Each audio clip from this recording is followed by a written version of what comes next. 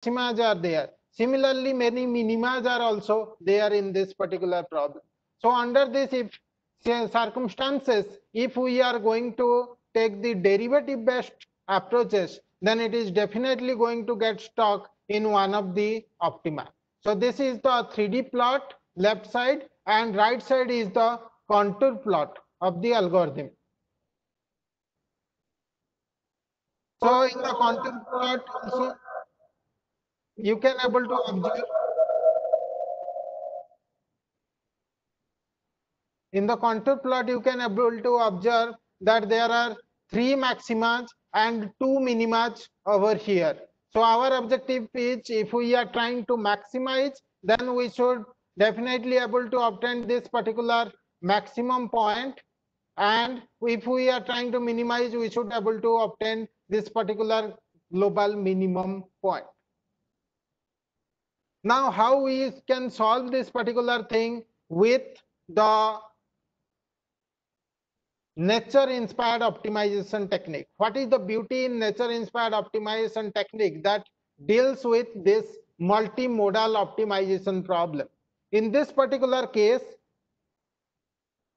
we divide the entire space into a number of zone. The entire things could not be solved by one particular person, but it could be solved by a group of people, many people together, many elements together. They combinedly do one particular task, that is optimization. In this particular curve, you can able to observe that there are 6 elements. They are placed randomly on the curve.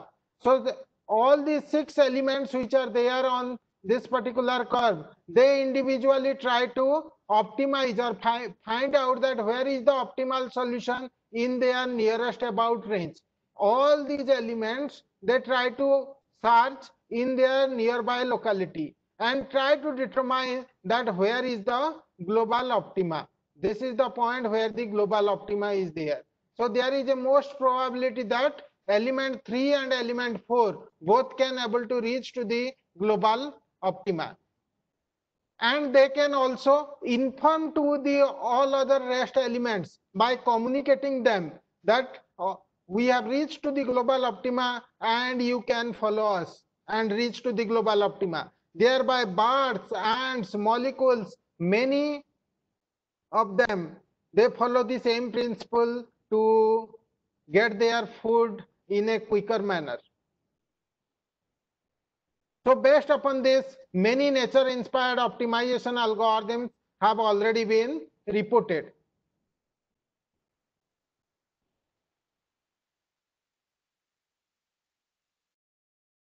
Here with John Holland, and like that you can observe that several evolutionary algorithms are there: genetic algorithm, genetic programming, differential evolution. These all we are going to cover.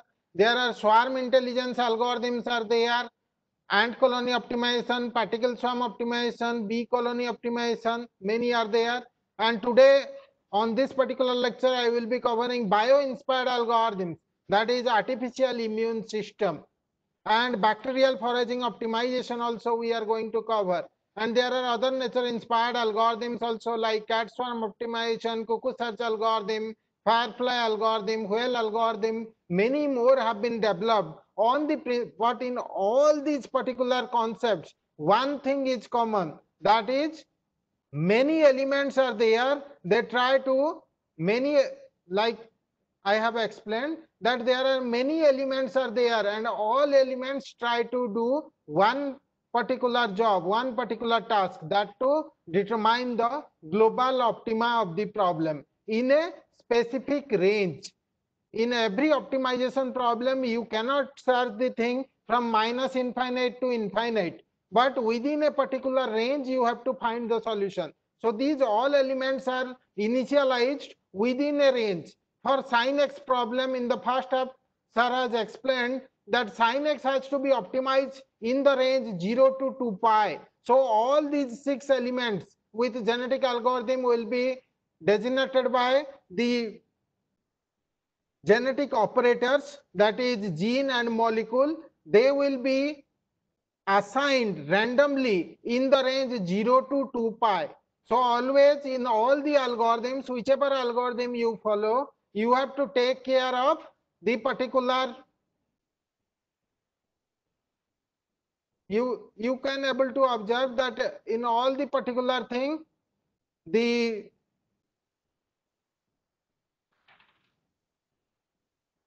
there is same phenomenon, that is you can all the particles can together get do the work on the curve.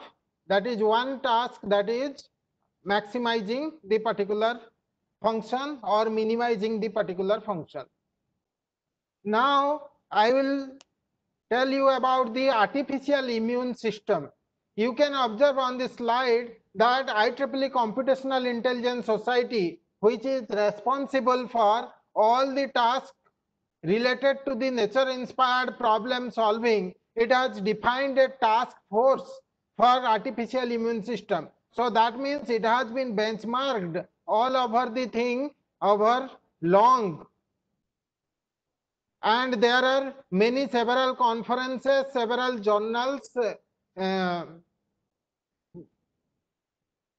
series you can able to find out on this particular website of IEEE Computational Intelligence Society. So basically artificial immune system is inspired from the natural immune system, that how the immunity is protecting the individual body, and from there how we can able to inspire algorithms, they can able to save our networks, they can able to do optimization task, they can able to do multiple amount of things together to do it as a effective optimization problem. And it is a fast developing research area, and very popular researchers throughout the world are working on it. Professor Dipankar Dasgupta, Soumya Banerjee, and Emma Hart, John Timmis, Professor Coelho, they are very prominent peoples. The 9 prominent researchers in this particular field I have highlighted in this particular slide. You can refer to their Google Scholar profile and have a look at what are the recent papers published on this optimization based on the artificial immune system.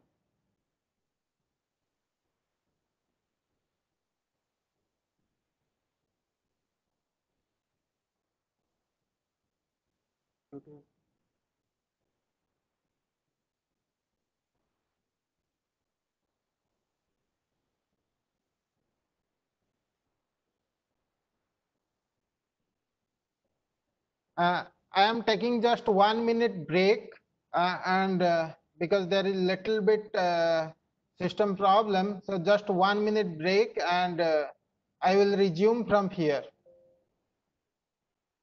So I had to take a break because of little bit technical problem.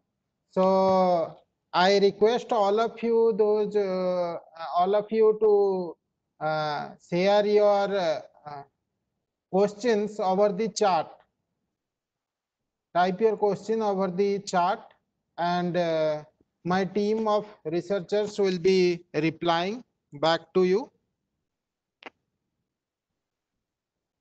So this artificial immune system is inspired from the natural biological immune system, and there are several researchers all around the world. They are working on it. The eminent 9 researchers I have highlighted over here.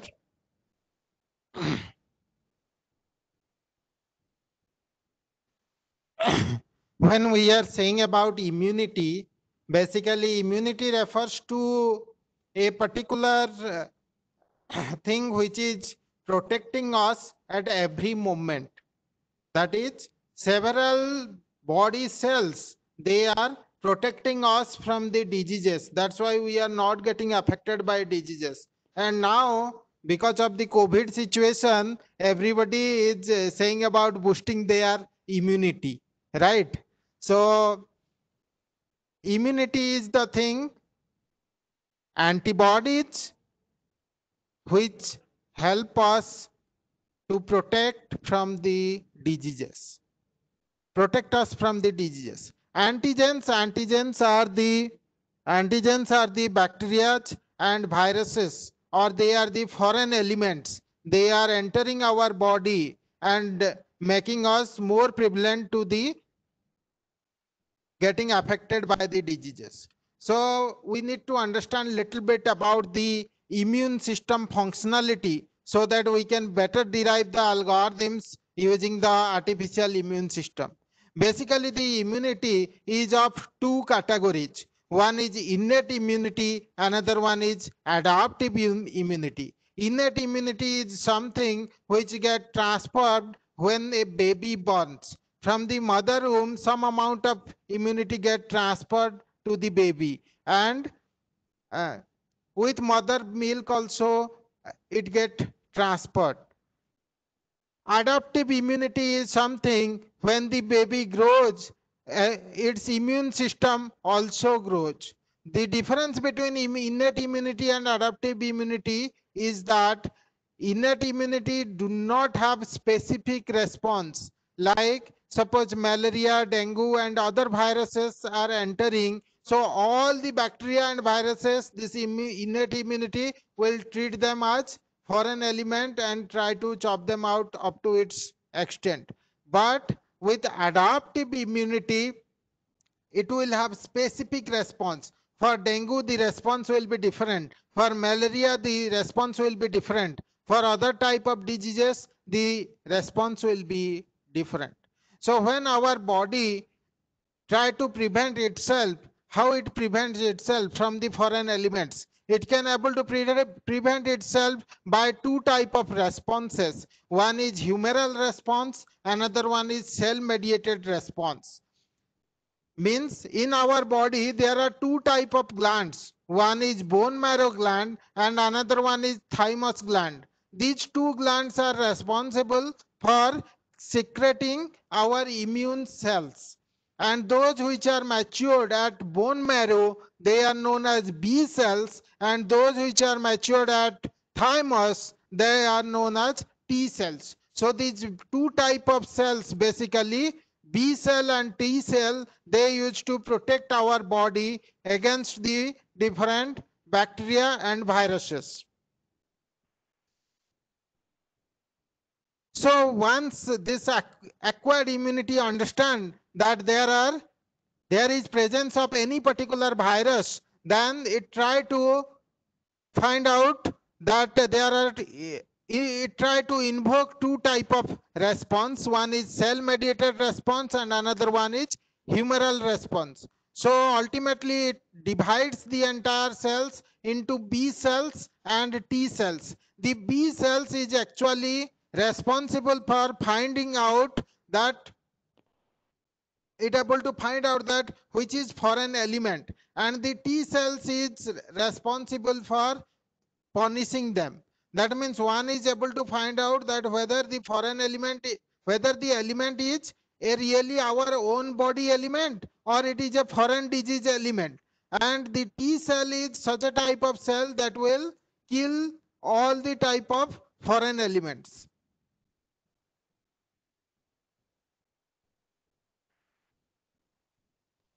So there is another important thing we need to understand, that initially our body has been never exposed to a disease. Suppose the body has never exposed to a disease, malaria. First time malaria virus is and has been entered to our body, then there is a time lag. There needs some amount of time to create an antivirus that will response to the particular antigen. So when the antigen entered at a particular time, there is a time lag over here to provide the response to the antigen 1. That means the body is taking some amount of time to respond to the malaria virus. So what it does in that particular amount of time, it creates an antigen or a particular body antibody. It creates an antibody which can able to treat that malaria antigen. it can able to capture that particular antigen and it can able to treat itself. So our immune system is such a powerful that once the body has been exposed to malaria one time, the next time it can remember that it has already been affected by the malaria virus. So next time when malaria virus attacks, then the response is very low time. You can observe over here the response time lag was initially very high, and over here the response to antigen 1 is time lag is low. But when another particular disease comes into account, it again goes for time lag. So we can able to understand that from this, whenever the body get exposed to a new type of disease, there it takes certain amount of time. Okay, and once it has been exposed, the other things it will continue to respond it very fast. So why we are trying to use the artificial immune system so popularly? You can observe the two highlighted paper of Professor Dasgupta over here, that advances in artificial immune system and recent advances in artificial immune system 2006 2011. There is another paper also on 2016 on this particular topic. I am not included over here, but it is there in the reference. You can refer it.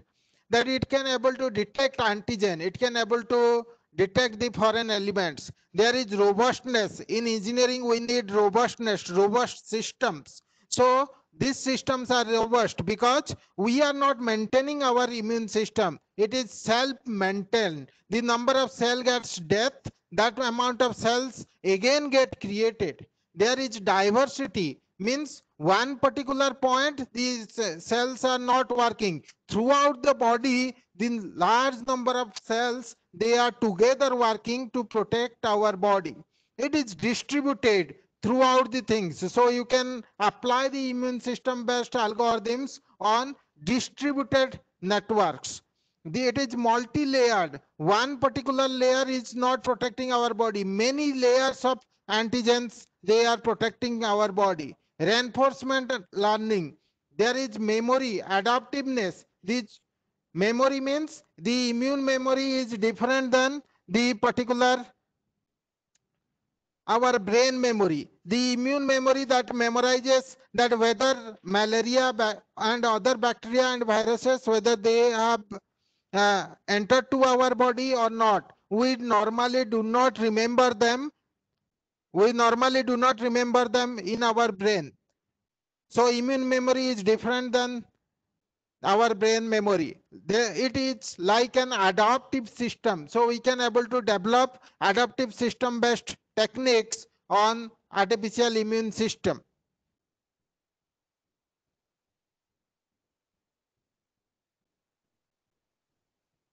These are the history of the artificial immune system based algorithm. It has started in 1990 and almost from last 3 decades, there is huge amount of advancement in artificial immune system based algorithms. It has been used for security based systems, computer security, machine learning, data analysis, optimization. There are several research papers you can able to observe from Professor Barley, Dipankar Dasgupta, L&D Krasto and Themis. Several researchers have contributed to their research work on this. So whenever we are trying to solve a particular problem using artificial immune system, first thing we need to understand that what is our application, because application is very important. The application domain, you need to understand that what is your antigen, what is your antibody, and what is the relation between the antigen and antibody, how to formulate them effectively. That is the immune entities you have to declare, that is which is antigen, which is antibody and all other things. And you have to represent all the thing in a proper manner. Like in genetic algorithm, you are using molecules, bits, so many number of parents, so many number of genes, Similarly, in artificial immune system, you have to consider that there are this many number of antigens are there, this many number of antibodies are there, like that immune entities. Initially, I told you that it is not one particular thing's task, but a number of people together able to solve a particular problem, as it is a nature inspired optimization algorithm. So over here in artificial immune system also, we have to represent n number of cells, n number of antibodies, n number of antigens. Then you have to declare the affinity measure and immune based algorithms. I will now discuss about the immune inspired algorithms, which is very interesting. I have done my master thesis on this particular artificial immune system, and in my doctoral work also I have used a portion of it. So this artificial immune system has derived primarily 4 algorithms: immune network model, negative selection algorithm, clonal selection algorithm, and danger theory. This particular thesis I did, you can refer, it is there on the this NIT Raulkela website. It is there and freely available. You can download also this particular thesis and refer the principle and algorithms of artificial immune system. So the first algorithm is given by Professor Dasgupta, that is immune network model. How the immune system is present throughout the body as a network, and we can able to solve various network analysis problem by considering the artificial immune system based type of networks.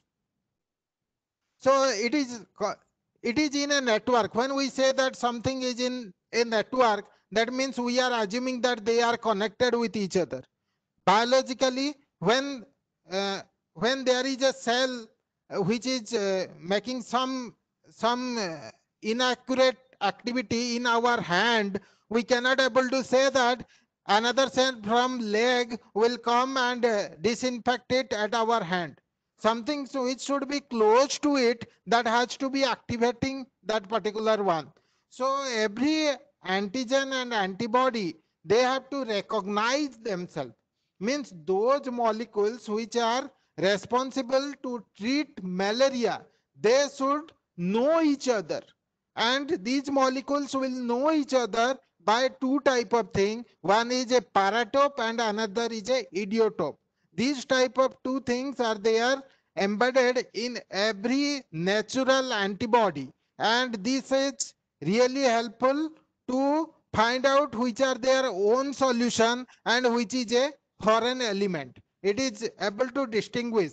That means which two things are close to each other, that you can able to determine, and which two things are segregated or separated from each other, that also you can able to determine. Like in a clustering problem, which I will discuss in our next class, that you have to segregate similar kind of things, similar kind of information together, and which are different in features, different in characteristics, you have to make them separate. So immune network model is very an efficient thing to do this particular segregation type of thing. That is, you have to define a certain threshold. Below to the threshold, which are the things close to each other, they are connected over a network, over a immune network, we can say. And those which are far from each other, they are outliers, or they are single type of element, singleton element, we can able to say. So like that, we can build a network over the thing. Next thing is negative selection algorithm. So there is a very important thing why we are saying is negative selection algorithm. Something is positive selection and something is negative selection. Negative selection means if you are getting selected, that means you have to reject it. It is very important because this immune system, the biological immune system, what it is doing, it is protecting our body cells. So when you protect somebody, you need to recognize them. You need to understand them. Then only you can able to protect them. Our body has several type of cells. Some cells are useful for our eye. Some cells are useful for our nose. Some cells are useful for our ear, because they are multiple type of, several type of cells are there, and we want our immune system cells which are responsible for our immunity, they should not catch hold of our own immune cell, and they should not make any destruction of our immune cell only. Otherwise what will happen, that our cells would be killing ourselves only, and that type of things happens at when you get affected by AIDS. At that time our immune system do not work properly. Why? Because there is inter-immune reaction used to happen. That means our cells are killing ourselves so only. So that is a very dangerous thing. So in order to avoid that particular phenomenon, naturally in biological immune system, it has happened in such a way that the uh, the cells which get secreted from the thymus and bone marrow, in these two type of cells, inherent characteristics is there that they will not affect our own body cell. So how does this particular thing get happens? That particular one we will encode it in the form of a algorithm over here. That means, suppose creating one particular immune cell means it is training a particular cell to become a very effective immune cell that should catch hold of the foreign elements and that should not catch hold of our own elements. That means before treating it as a immune cell, what you have to do, you have to match it with all the samples which are present in our body. So in the thymus gland or in bone marrow gland, the immune cells which is get produced, that has to be matched with one sample of all our body cells. If it get matched to any of the particular body cell, suppose the immune cell is getting matched to our eye, the cells which are responsible for our eye, if it gets matched, then it has to be rejected. Otherwise it will say that our eye cells are foreign element cells. Okay. So like that, one by one, suppose in our body there are 100 cells, 100 different type of cells are there. So before creating a particular immune cell to which will protect our body, that has to be matched with all the 100 cells. So if there is a matching, then you should immediately reject it. Otherwise it will say that the eye cells are foreign element or nose cells are foreign element, like that. So once it is not matching to any of the particular own body cell, then we will declare it as a cell which can protect us. Like the police force, it protect us. Like that, it is a efficient cell which will protect our body. So that particular thing, we will put it in the detector set. You can able to observe that here there is a detector set. In the detector set, we will create all the cells which are responsible to protect our body. Okay. As these cells are very, very responsible and they are not matching to our own body cells, so whomever they will catch hold, that is definitely a foreign element. So when a foreign data element to be checked, that is added with the detector, that is being checked with the matching with the detector set. So the detector set will definitely say that this particular element, this particular data item is our own element or it is a foreign element. If it is catching hold, then you can say that it is a non-self. Or if it is not catching, then you will say that it is a self element. So like that, there are many you can apply this particular algorithm effectively for the clustering and classification task. So there are two stages. One is censoring stage, another one is monitoring stage. This particular censoring stage is to create the immune cells which will be responsible, and for monitoring stage it will be the testing phase. Then the next particular algorithm is clonal selection algorithm. You have heard about the cloning, that in many times scientists used to do the cloning. Cloning of rats, cloning of many other things. But human cloning has not been allowed till date.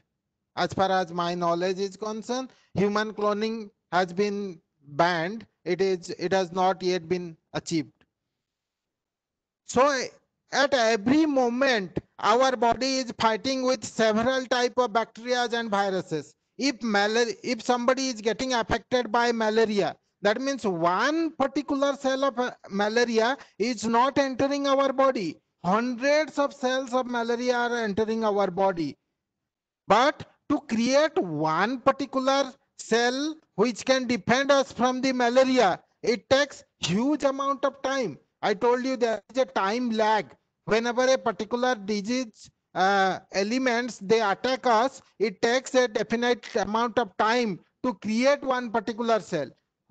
Why the time is there? Because that before creating that cell, it has to match with all our body cells. In our body, suppose 100 cells are there, it has to be matched. And then one particular fit cell, we can able to find it out, which can able to detect the malaria virus.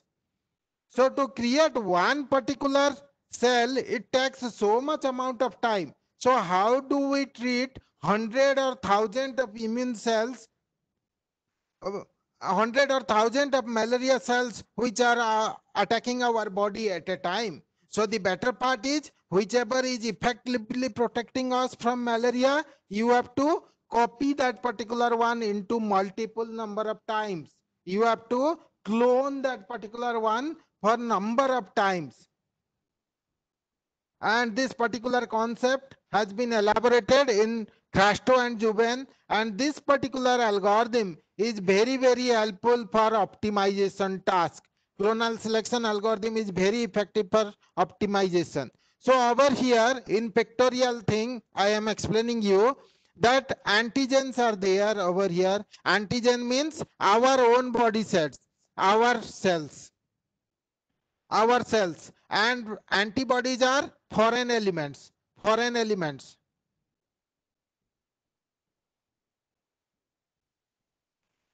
cells.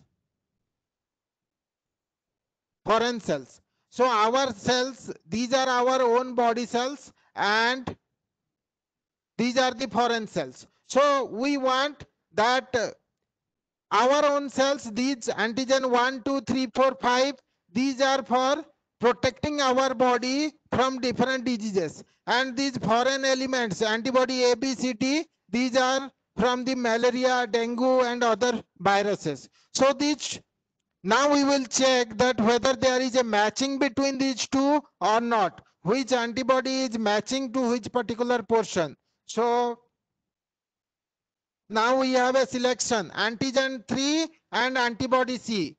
You observe that there is a matching between these two. A portion of both of them gets matched.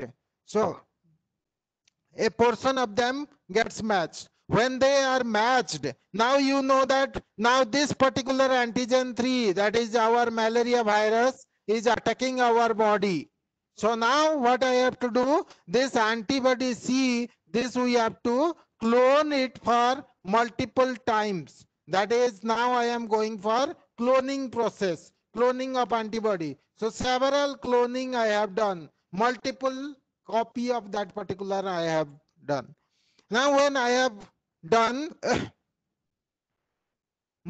multiple copy of that particular thing, so when I have created multiple links, by the time there is a possibility that the malaria virus can become intelligent. That means the malaria can move from stage 1 to stage 2 to stage 3. So our these cloned antibodies have to become strong enough to fight with them. So that's why we will do some changes in this antibody, and that particular change process is do minor amount of change in this particular antibodies. They all are capable to protect us from malaria, but to make it efficient from stage 1 to stage 2 to stage 3, we will do hypermutation. So on the cloning, we will do hypermutation. After that, we will categorize these cells into two types. One is plasma cell and another one is memory cell.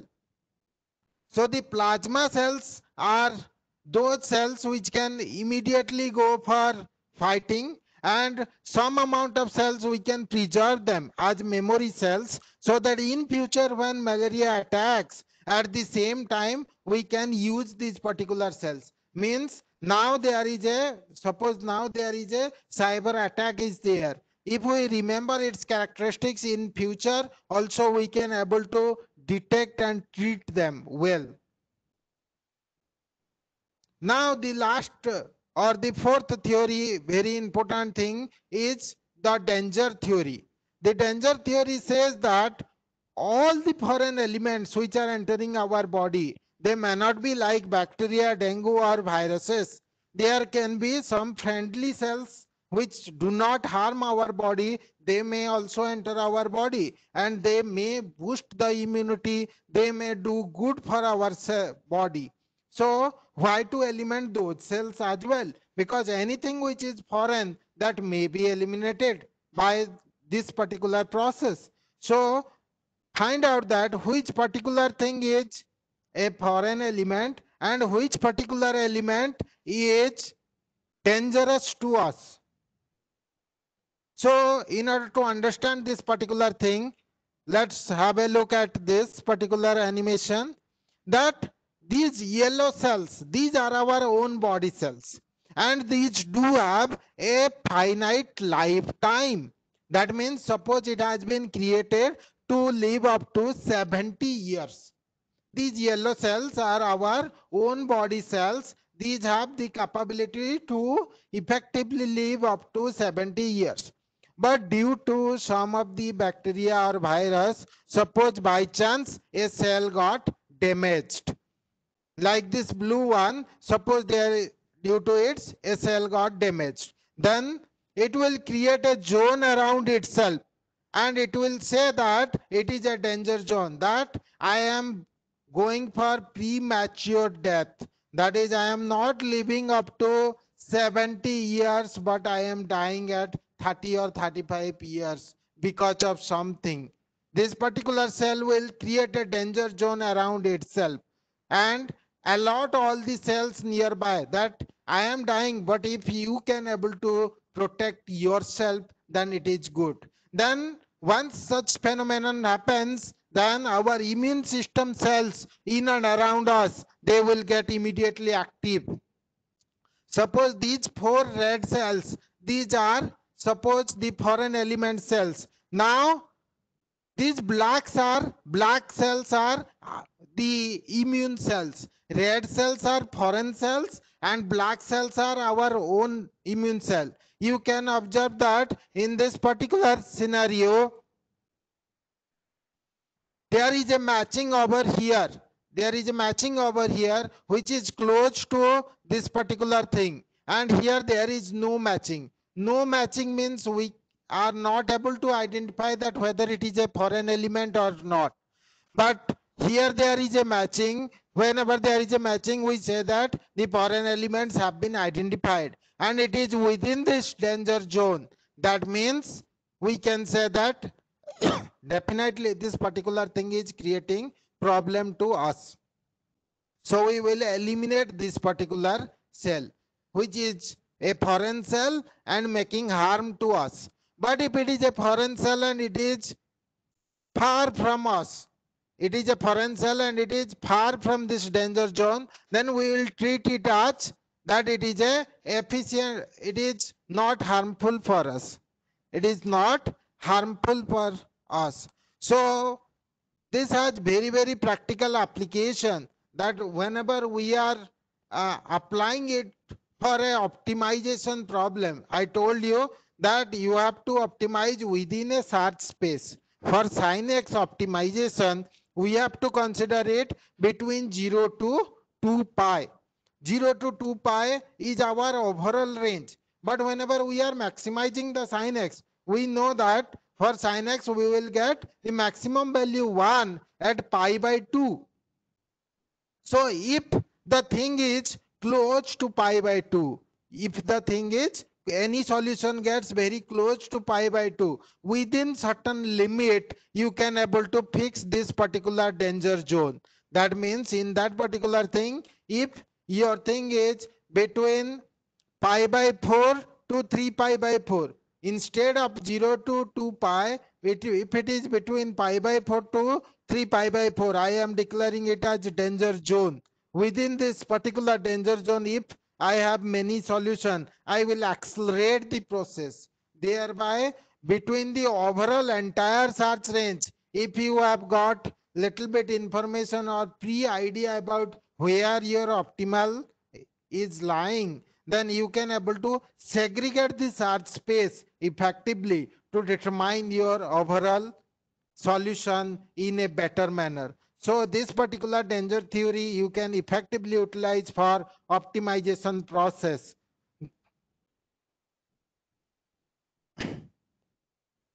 So the two signal models over here, that whether the particular solution belongs to within the range or not, overall range or not, and whether it is within the danger zone or not. If both the things are perfect, that means the solution is within the entire range and it is within the danger zone, then you should accelerate that particular solution. That is how you apply the danger theory in the particular application. So we can use the artificial immune system for function optimization and for network security. These two type of problem I will discuss. The initially for function optimization, we have to start with n number of population. Like in genetic algorithm, over here also we will take it as n number of antibodies which are effective for finding out the solution. For sin x, between 0 to 2 pi, we will define n number of immune cells are there. Okay. So now for all the things we will, these are the x value. Fx is equal to sin x. X values are these initialization of population between 0 to 2 pi. Then next thing is evaluate the objective function. Our objective function is fx is equal to sin x. So we have to determine the fx is equal to sin of x.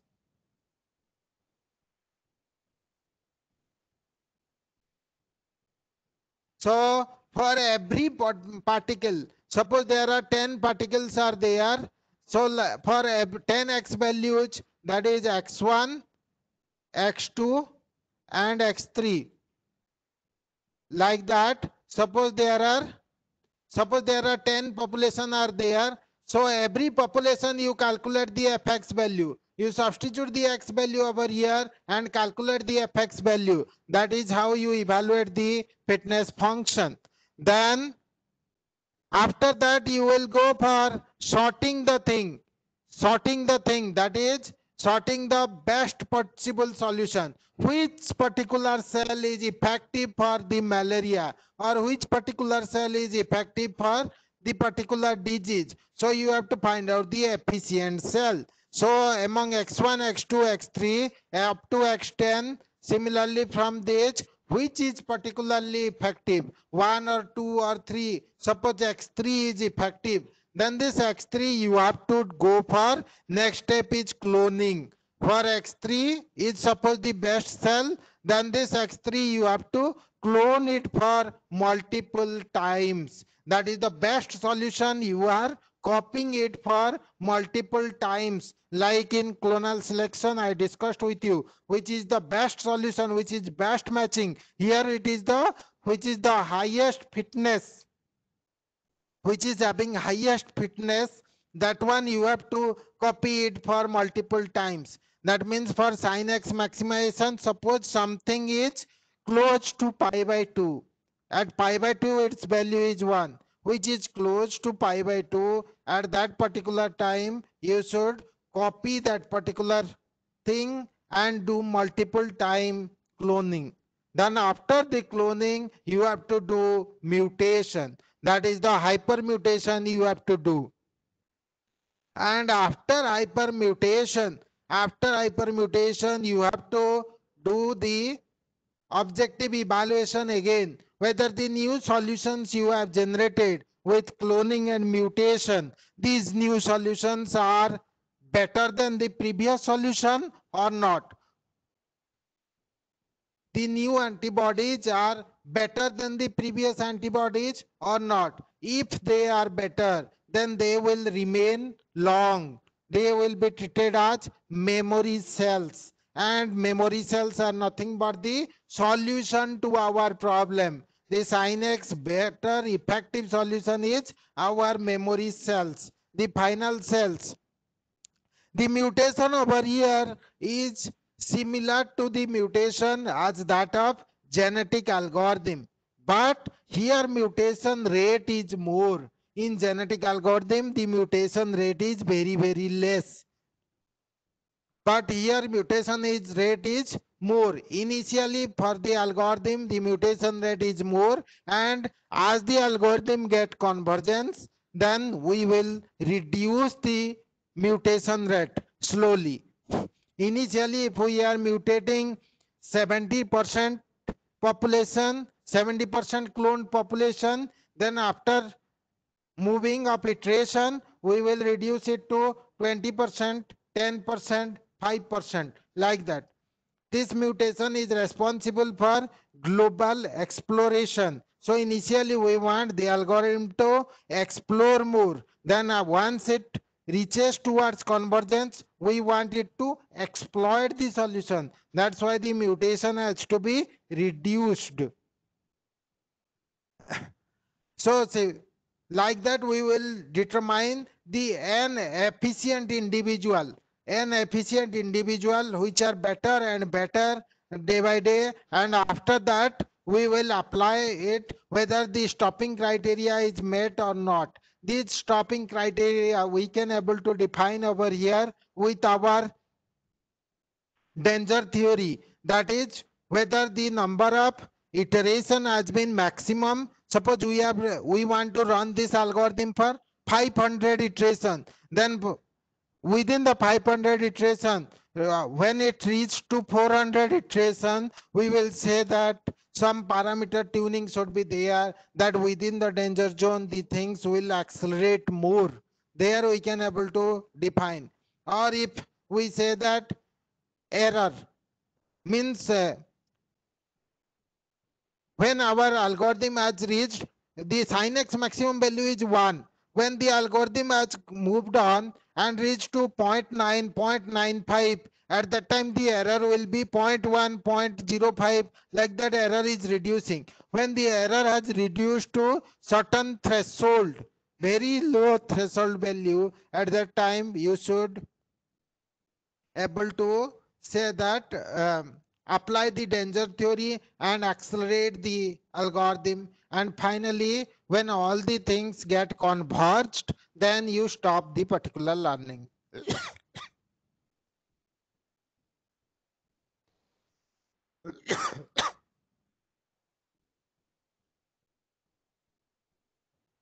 So we can take a break over here, and then I will continue the session along with Dr. Ila Sharma.